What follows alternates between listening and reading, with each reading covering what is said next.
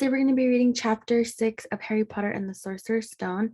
This chapter is called The Journey from Platform 9 3/4. So I hope that you enjoy. Chapter 9 The Journey from Platform 9 3/4. Harry's last month with the Dursleys wasn't fun. True, Dudley was now so scared of Harry he wouldn't stay in the same room, while Aunt Petunia and Uncle Vernon didn't shut Harry in his cupboard, force him to do anything, or shout at him. In fact, they didn't speak to him at all. Half terrified, half furious, they acted as though any chair with Harry in it were empty. Although this was an improvement in many ways, it did become a bit depressing after a while. Harry kept to his room with his new owl for company. He had decided to call her Hedwig, a name he had found in the history of magic. His school books were very interesting. He lay on his bed reading late into the night, Hedwig swooping in and out of the open window as she pleased. It was lucky that Aunt Petunia didn't come in to vacuum anymore, because Hedwig kept bringing back dead mice. Every night before he went to sleep, Harry ticked off another day on the piece of paper he had pinned to the wall, counting down to September the 1st. On the last day of August, he thought he'd better speak to his aunt and uncle about getting to King's Cross Station the next day. So he went to the living room where they were watching a quiz show on television. He cleared his throat to let them know he was there, and Dudley screamed and ran from the room. Uncle Vernon? Uncle Vernon grunted to show he was listening. I need to be at King's Cross tomorrow to go to Hogwarts. Uncle Vernon grunted again. Would it be all right if you gave me a lift? Grunt. Harry supposed that meant yes. Thank you. He was about to go back upstairs when Uncle Vernon actually spoke. Funny way to get to wizard school, the train. Magic carpets all got punctures, have they? Harry didn't say anything. Where is the school anyway? I don't know, said Harry, realizing this for the first time. He pulled a ticket Hagrid had given him out of his pocket. I just take the train from platform 9 3/4 at 11 o'clock, he read. His aunt and uncle stared. Platform what? 9 3/4. Don't talk rubbish, said Uncle Vernon. There is no platform 9 3/4. It's on my ticket, barking, said Uncle Vernon. Howling mad, a lot of them. You'll see. You just wait. All right, we'll take you to King's Cross. We're going up to London tomorrow anyway, or I wouldn't bother. Why are you going to London? Harry asked, trying to keep things friendly. Taking Dudley to the hospital, growled Uncle Vernon. Got to have that ruddy tail removed before he goes to smell things. Harry woke up at 5 o'clock the next morning, and he was too excited and nervous to go back to sleep. He got up and pulled on his jeans because he didn't want to walk into the station in his wizard's robes. He chained on the train. He checked his Hogwarts list yet again to make sure he had everything he needed, saw that Hedwig was shut safely in her cage, and then paced the room waiting for the Dursleys to get up. 2 hours later, Harry's huge, heavy trunk had been loaded into the Dursleys' car, and Petunia had talked to Dudley into sitting next to Harry, and they had set off. They reached King's Cross at 10:30. Uncle Vernon dumped Harry's trunk onto a cart and wheeled it into the station for him. Harry thought this was strangely kind until Uncle Vernon stopped dead facing the platforms with a nasty grin on his face.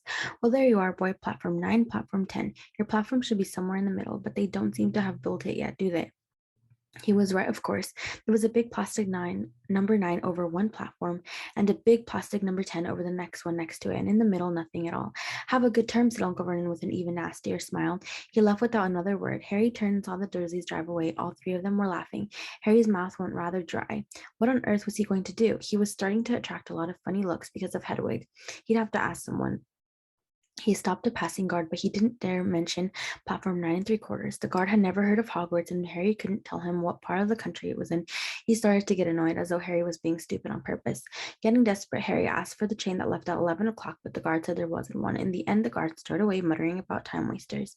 Harry was now trying hard not to panic. According to the large clock over the arrivals board, he had 10 minutes left to get onto the train to Hogwarts, and he had no idea how to do it. He was stranded in the middle of a station with a trunk he could hardly lift, a pocket full of wizard money, and a large owl. Hagrid must have forgotten to tell him something you had to do, like tapping the third brick on the left to get into Diagon Alley. He wondered if he should get out his wand and start tapping the ticket inspector's stand between platform 9 and 10. And that moment, a group of people passed just behind him, and he caught a few words of what they were saying. Packed with muggles, of course. Harry swung around. The speaker was a plump woman who was talking to four boys, all with flaming red hair. Each of them was pushing a trunk like Harry's in front of him, and they had an owl. Heart hammering, Harry pushed his car after them. They stopped, and so did he, just near enough to hear what they were saying. Now, what's the platform number? Said the boy's mother. 9 3/4, piped a small girl, also red-headed, who was holding her hand. Mom, can't I go? You're not old enough, Ginny. Not be quiet. All right, Percy, you go first. What looked like the oldest boy marched towards platform 9 and 10.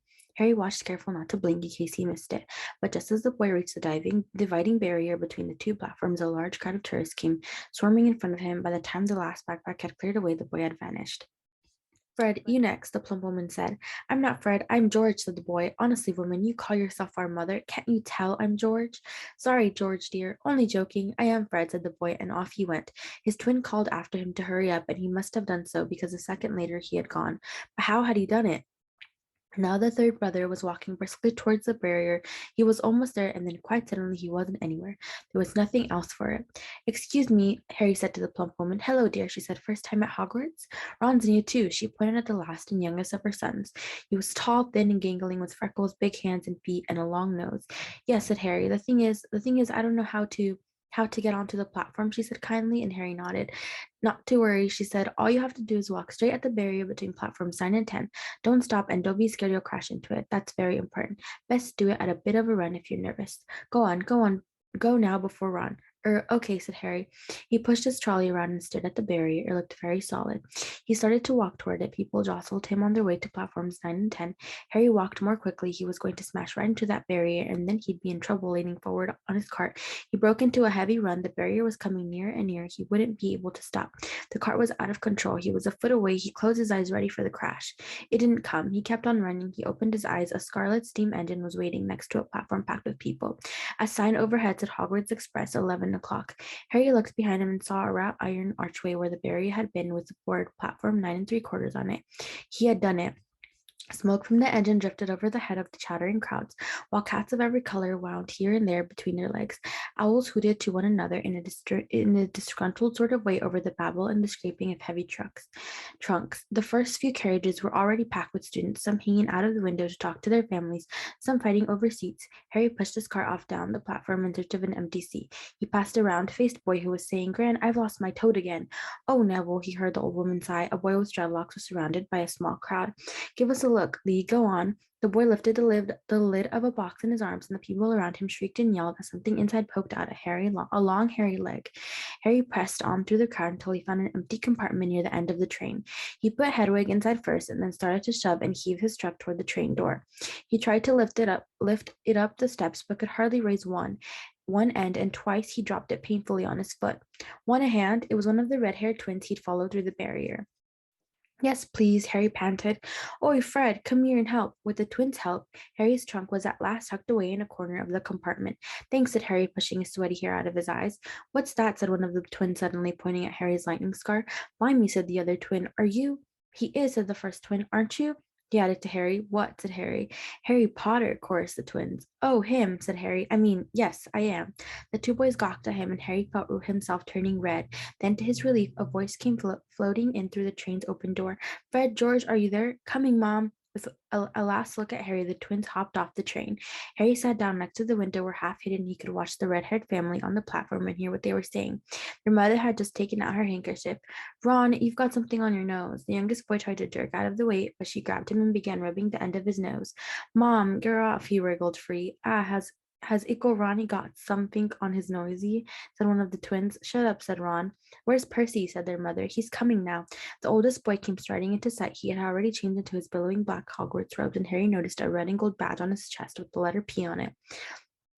Can't stay long, mother, he said. I'm up front. The prefects have got 2 compartments to themselves. Oh, are you a prefect, Percy? Said one of the twins with an air of great surprise. You should have said something. We had no idea. Hang on, I think I remember him saying something about it, said the other twin. Once or twice a minute all summer. Oh, shut up, said Percy the prefect. How come Percy gets new robes anyway? Said one of the twins. Because he's a prefect, said their mother fondly. All right, dear. Well, have a good term. Send me an owl when you get there. She kissed Percy on the cheek and he left. Then she turned to the twins. Now you two, this year you behave yourselves. If I get one more owl telling me you've blown up a toilet or blown up a toilet. We've never blown up a toilet. Great idea, though. Thanks, Mom. It's not funny. And look after Ron. Don't worry. Ronnykins is safe with us. Shut up, said Ron again. He was almost as tall as the twins already, and his nose was still pink where his mother had rubbed it. Hey, Mom, guess what? Guess who we just met on the train? Harry leaned back quickly so they couldn't see him looking. You know that black-haired boy who was near us in the station? Know who he is? Who? Harry Potter. Harry heard the little girl's voice. Oh, Mom, can I go on the train and see him, Mom? Please. You've already seen him, Jenny, and the poor boy isn't something you goggle at in a zoo, is he really, Fred? How do you know? Asked him, saw his scar. It's really there, like lightning. Poor dear, no wonder he was alone. I wondered. He was ever so polite when he asked how to get onto the platform. Never mind that. Do you think he remembers what you know who looks like? Their mother suddenly became very stern. I forbid you to ask him, Fred. Now don't you dare, as though he needs reminding of that on his first day at school. All right, keep your hair on. A whistle sounded. Hurry up, their mother said, and the three boys clambered onto the train. They leaned out of the window for her to kiss them goodbye, and their younger sister began to cry. Don't, Jenny. We'll send you loads of owls. We'll send you a Hogwarts toilet seat.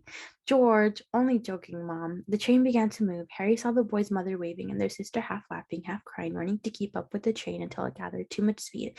Then she fell back and waved. Harry watched the girl and her mother disappear as the train rounded the corner. Houses flashed past the window. Harry felt a great leap of excitement. He didn't know what he was going to, but it had to be better than what he was leaving behind. The door of the compartment slid open and the youngest redhead boy came in.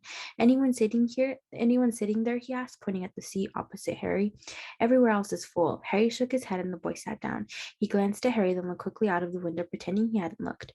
Harry saw he still had a black mark on his nose. Hey, Ron.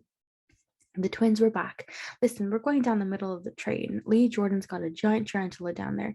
Right, mumbled Ron. Harry, said the other twin, did we introduce ourselves? Fred and George Weasley, and this is Ron, our brother. See you later then. Bye, said Harry and Ron. The twins slid the compartment door shut behind them. Are you really Harry Potter? Ron blurted out. Harry nodded. Oh well, I thought it might be one of Fred and George's jokes, said Ron. And you really got, he pointed at Harry's forehead. Harry pulled back his bangs to show the lightning scar. Ron stared. So that's where you know who? Yes, said Harry, but I can't remember it. Nothing, said Ron eagerly. Well, I remember a lot of green light, but nothing else. Wow, said Ron. He sat and stared at Harry for a few moments, then, as though he had suddenly realized what he was doing, he looked quickly out of the window again. Are all your family wizards? Said Harry, who found Ron just as interesting as Ron found him. Yes, I think so, said Ron. I think Mom's got a second cousin who's an accountant, but we never talk about him. So you must know loads of magic already. The Weasleys were clearly one of those old wizarding families the Pellboy in Diagon Alley had talked about. I heard you went to live with Muggles, said Ron. What are they like? Horrible. Well, not all of them. My aunt and uncle and cousin are. Wish I'd had 3 wizard brothers. 5, said Ron. For some reason, he was looking gloomy. I'm the 6th in our family to go to Hogwarts. You could say I've got a lot to live up to. Bill and Charlie have already left. Bill was head boy and Charlie was captain of Quidditch. Now Percy's a prefect. George and Fred mess around a lot, but they still get really good marks and everyone thinks they're really funny. Everyone expects me to do as well as the others, but if I do, it's no big deal because they did it first. You never get anything new either with 5 brothers. I've got Bill's old robes, Charlie's old wand, and Percy's old rat. Ron reached inside his jacket and pulled out a fat gray rat, which was asleep. His name is Scabbers and he's useless. He hardly ever wakes up. Percy's got a rat from my dad for being a prefect, but they couldn't I got Scabbers instead. Ron's ears went pink. He seemed to think he said too much because he went back to staring out the window. Harry didn't think there was anything wrong with not being able to afford an owl. After all, he never had any money in his life until a month ago, and he told Ron so all about having to wear Dudley's old clothes and never getting proper birthday presents. This seemed to cheer Ron up. And until Hagrid told me, I didn't know anything about being a wizard or about my parents, Voldemort. Ron gasped. What? Said Harry. You said you know whose name, said Ron, sounding both shocked and impressed. I'd have thought of all people. I'm not trying to be brave or anything saying the name, said Harry. I just never knew you shouldn't. See what I mean? I've got loads to learn, I bet. He added, voicing for the first time something that had been worrying him a lot. I bet I'm the worst in the class. You won't be. There's loads of people who came from Muggle families and they learn quick enough. While they had been talking, the train had carried them out of London. Now they were speeding past fields of cows and sheep. They were quiet for a time watching the field and lanes flick past.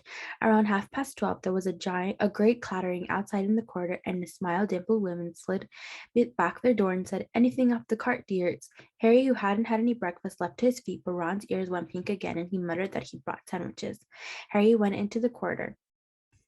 He had never had any money for candy with the Dursleys, and now that he had pockets rattling with gold and silver, he was ready to buy as many Mars bars as he could carry. But the woman didn't have Mars bars. What she did have were Betty's Bots, every flavor beans, Droople's best blowing gum, chocolate frogs, pumpkin pasties, cauldron cakes, licorice wands, and a number of other strange things Harry had never seen in his life. Not wanting to miss anything, he got some of everything and paid the woman 11 silver sickles and 7 bronze nuts. Ron stared as Harry brought it all back in the compartment and tipped it into an empty seat. Hungry, are you? Starving, said Harry, taking a large bite of a pumpkin pasty. Ron had taken out a lumpy package and unwrapped it. There were 4 sandwiches inside. He pulled one apart and said, she always forgets I don't like corned beef. Swap you for one of these, said Harry, holding up a pasty. Go on. You don't want this. It's all dry, said Ron. She hadn't got much time, he had to quickly, with 5 of us. Go on, have a pasty, said Harry, who had never had anything to share before, or indeed anyone to share it with. It was a nice feeling sitting there with Ron, eating their way through all of Harry's pasties, cakes, and candies. The sandwich lay forgotten. What are these? Harry asked Ron, holding up a pack of chocolate frogs. They're not really frogs, are they? He was starting to feel that nothing would surprise him. No, said Ron, but see what the card is. I'm missing a Agrippa. What? Oh, of course you wouldn't know. Chocolate frogs have cards inside them, to collect famous witches and wizards. I've got about 500, but I haven't got Agrippa or Ptolemy. Harry unwrapped his chocolate frog and picked up the card. It showed a man's face. He wore half-moon glasses, had a long crooked nose, and flowing silver hair, beard, and mustache. Underneath the picture was the name Albus Dumbledore. So this is Dumbledore, said Harry. Don't tell me you've never heard of Dumbledore, said Ron. Can I have a frog? I might get Agrippa. Thanks. Harry turned over his card and read Albus Dumbledore, currently headmaster of Hogwarts. Considered by many the greatest wizard of modern times, Dumbledore is particularly famous for his defeat of the Dark Wizard Grindelwald in 1945, for the discovery of the 12 uses of dragon's blood, and his work on alchemy with his partner Nicholas Flamel. Professor Dumbledore enjoys chamber music and ten-pin bowling. Harry turned the card back over and saw to his astonishment that Dumbledore's face had disappeared. He's gone. Well, you can't expect him to hang around all day, said Ron. He'll be back. No, I've got Morgana again, and I've got about 6 of her. Do you want it? You can start collecting. Ron's eyes strayed to the pile of chocolate frogs waiting to be unwrapped. Help yourself, said Harry. But in, the Muggle world, people just stay put in photos. Do they? What? They don't move at all, Ron sounded amazed. Weird. Harry stared as Dumbledore sidled back into the picture on his card and gave him a small smile. Ron was more interested in eating the frogs and looking at the famous witches and wizards cards, but Harry couldn't keep his eyes off them. Soon he had not only Dumbledore and Morgana, but he had Heinz of Woodcroft, Albert Gunnion, Sir Persilis, and Merlin. He finally tore his eyes away from the Druidius Cledona, which was scratching her nose to open a bag of Bertie Bott's ever-flavored beans. You want to be careful with those, Ron warned Harry. When they say every flavor, they mean every flavor. You get all the ordinary ones like chocolate and peppermint marmalade, but then you get spinach and liver and tripe. George reckons he had a booger flavored one once. Ron picked up a green bean, looked at it carefully, and bit into a corner. Ugh, see, sprouts. They had a good time eating the ever-flavored beans. Harry got toast, coconut, baked beans, strawberry curry, grass, coffee, sardine, and was even brave enough to nibble the end of a funny gray one Ron wouldn't touch, which turned out to be pepper. The countryside now flying past the window was becoming wilder. The neat field had gone. Now there were woods, twisting rivers, and dark green hills. There was a knock on the door of their compartment, and the round-faced boy Harry had passed on platform 9 3/4 came in. He looked tearful. Sorry, he said, but have you seen a toad at all? When they shook their heads, he wailed, I've lost him. He keeps getting away from me. He'll turn up, said Harry. Yes, said the boy miserably. Well, if you see him, he left. Don't know why he's so bothered, said Ron. If I brought a toad, I'd lose it as quick as I could. Mind you, I brought Scabbers, so I can't talk. The rat was still snoozing on Ron's lap. He might have died and you wouldn't know the difference, said Ron in disgust. I tried to turn him yellow yesterday to make him more interesting, but the spell didn't work. I'll show you. Look. He rummaged around in his trunk and pulled out a very battered-looking wand. It was chipped in places and something white was glinting at the end, Unicorn's hair nearly poking out. Anyway, he had just raised his wand when the compartment door slid open again. The toadless boy was back, but this time he had a girl with him. She was already wearing her new Hogwarts robes. Has anyone seen a toad? Neville's lost one, she said. She had a bossy sort of voice, lots of bushy brown hair, and a rather large front teeth. We've already told him we haven't seen it, said Ron, but the girl wasn't listening. She was looking at the wand in his hand. Oh, are you doing magic? Let's see then. She sat down. Ron looked taken aback. All right. He cleared his throat. Sunshine daisies, buttermellow, turned the stupid fat rat yellow. He waved his hand, but nothing happened. Scabbers stayed gray and fast asleep. Are you sure that's a real spell? Said the girl. Well, it's not very good, is it? I've tried a few simple spells just for practice, and it's all worked for me. Nobody in my family's magic at all. It was ever such a surprise when I got my letter, but I was ever so pleased, of course. I mean, it's the very best school of witchcraft there is, I've heard. I've learned all our course books by heart. Of course, I just hope it will be enough. I'm Hermione Granger, by the way. Who are you? She said all this very fast. Harry looked at Ron and was relieved to see by his stunned face that he hadn't learned all the course books by heart either. I'm Ron Weasley, Ron muttered. Harry Potter, said Harry. Are you really? Said Hermione. I know all about you, of course. I've got a few extra books for background reading, and you're in modern magical history and the rise and fall of the dark arts and great wizarding events of the 20th century. Am I? Said Harry, feeling dazed. Goodness, didn't you know? I'd have found out everything if I could I could if it was me, said Hermione. Do either of you know what house you'll be in? I've been asking around. I hope I'm in Gryffindor. It sounds by far the best. I hear Dumbledore himself was in it, but I suppose Ravenclaw wouldn't be too bad. Anyway, we'd better go and look for Neville's toad. You two had better change, you know. I expect we'll be there soon. She left, taking the toadless boy with her. Whatever house I'm in, I hope she's not in it, said Ron. He threw his wand back in his trunk. Stupid spell George gave to me. Bet he knew it was a dud. What house are your brothers in? Asked Harry. Gryffindor, said Ron. Gloom seemed to be settling on him again. Mom and Dad were in it too. I don't know what they'll say if I'm not. I don't suppose Ravenclaw would be too bad, but imagine if they put me in Slytherin. That's the house you know who was in. Yeah, said Ron. He flopped back onto his seat, looking depressed. You know, I think the end of Scabbers' whiskers are a bit lighter, said Harry, trying to take Ron's mind off houses. So what do your older brothers do now that you've left anyway? Now that they've left anyway, Harry was wondering what a wizard did once he'd finished school. Charlie's in Romania studying dragons, and Bill's in Africa doing something for Gringotts, said Ron. Did you hear about Gringotts? It's been all over the Daily Prophet, but I don't suppose you get that with the Muggles. Someone tried to rob a high security vault. Harry stared. Really? What happened to them? Nothing. That's why it's such big news. You haven't been caught. My dad says it must have been a powerful dark wizard to get round Gringotts, but they don't think they took anything. That's what's odd. Of course, everyone gets scared when something like this happens in case you know who's behind it. Harry turned his news over in his mind. He was starting to get a prickle of fear every time you know who was mentioned. He supposed this was all part of entering the magical world, but it had been a lot more comfortable saying Voldemort without worrying. What's your Quidditch team? Ron asked. I don't know any, Harry confessed. What? Ron looked dumbfounded. Oh, wait, it's the best game in the world, and he was off explaining all about the 4 balls and the positions of the 7 players, describing famous games he had been to with his brothers and the broomstick he'd like to get if he had the money. He was just taking Harry through the finer points of the game when the compartment door slid open yet again, but it wasn't Neville the toadless boy or Hermione Granger this time.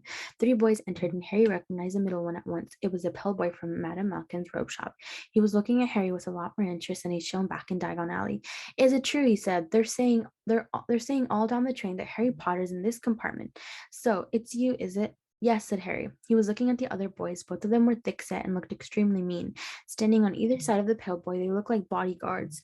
Oh, this is Crabbe and this is Goyle, said the pale boy, carelessly noting where Harry was looking. And my name's Malfoy, Draco Malfoy. Ron gave a slight cough, which might have been hiding a snigger. Draco Malfoy looked at him. Think my name's funny, do you? No need to ask who you are. My father told me all about Weasleys. All the Weasleys have red hair, freckles, and more children than they can afford. He turned back to Harry. You'll soon find out some wizarding families are much better than ours, Potter. You don't want to go making friends with the wrong sort. I can help you there. He held out his hand to shake Harry's, but Harry didn't take it. I think I can tell who the wrong sort are for myself, thanks, he said coolly. Draco Malfoy didn't go red, but a pink tinge appeared in his pale cheeks. I'd be careful if I were you, Potter, he said slowly. Unless you're a bit politer, you'll go the same way as your parents. They didn't know what was good for them either. You hang around with riffraff like the Weasleys and that Hagrid, and it'll rub off on you. Both Harry and Ron stood up. Say that again, Ron said, his face as red as his hair. Oh, you're going to fight us, are you? Malfoy sneered. Unless you get out now, said Harry more bravely than he felt, because Crabbe and Goyle were a lot bigger than him or Ron.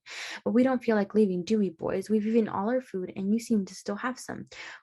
Goyle reached toward the chocolate frogs next to Ron. Ron leapt forward, but before he'd so much as touched Goyle, Goyle let out a horrible yell. Scabbers the rat was hanging off his finger, sharp little teeth sunk deep into Goyle's knuckle. Crabbe and Malfoy backed away as Goyle swung Scabbers round and round, howling, and when Scabbers finally flew off and hit the window, all 3 of them disappeared at once. Perhaps they thought there were more rats lurking among the sweets, or perhaps they'd heard footsteps, because a second later Hermione Granger had come in.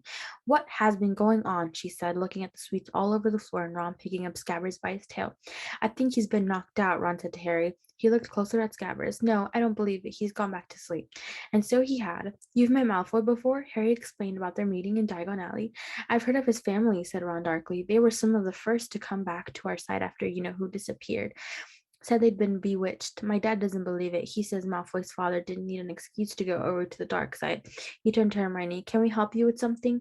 You'd better hurry up and put your robes on. I've just been put up to the front to ask the conductor, and he says we're nearly there. You haven't been fighting, have you? You'll be in trouble before we even get there. Scabbers has been fighting, not us, said Ron, scowling at her. Would you mind leaving while we change? All right, I only came in here because people outside are behaving very childishly, racing up and down the corridor, said Hermione in a sniffy voice. And you've got dirt on your nose, by the way. Did you know? Ron glared at her as she left. Harry peered out out of the window. It was getting dark. He could see mountains and forests under a deep purple sky. The train did seem to be slowing down. He and Ron took off their jackets and pulled on their long black robes. Ron's were a bit short for him. You could see his sneakers underneath him. A voice echoed through the train. We will be reaching Hogwarts in 5 minutes' time. Please leave your luggage on the train. It will be taken to the school separately. Harry's stomach lurched with nerves, and Ron, he saw, looked pale under his freckles. They crammed their pockets with the last of the sweets and joined the crowd thronging the corridor. The train slowed right down and finally stopped. People pushed their way toward the door and out to a tiny dark platform. Harry shivered in the cold night air. Then a lamp came bobbing over the heads of the students, and Harry heard a familiar voice. First years over here. All right there, Harry. Hagrid's big hairy face beamed over the sea of heads. Come on, follow me. Any more first years? Mind your step now. First years, follow me. Slipping and stumbling, they followed Hagrid down what seemed to be a steep, narrow path. It was so dark on either side of them that Harry thought there must be thick trees there. Nobody spoke much. Neville, the boy who kept losing his toad, sniffed once or twice. You'll get your first sight of Hogwarts in a second, Hagrid called over his shoulders.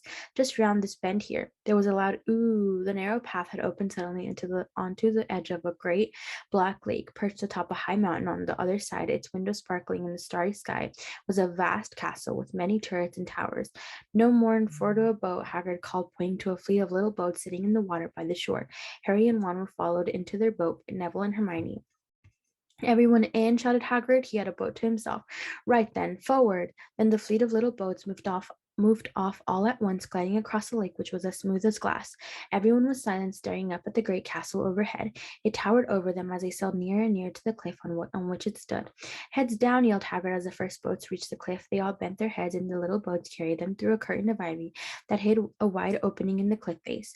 They were carried along a dark tunnel, which seemed to be taking them right underneath the castle, until they reached a kind of underground harbor where they clambered out onto the rocks and pebbles.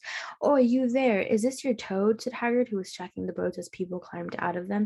Trevor! Cried Neville, blissfully holding out his hands. Then they clambered up a passageway in the rock after Hagrid's lamp, coming out at last onto smooth, damp grass right in the shadow of the castle. They walked up a flight of stone steps and crowded around the huge oak front door.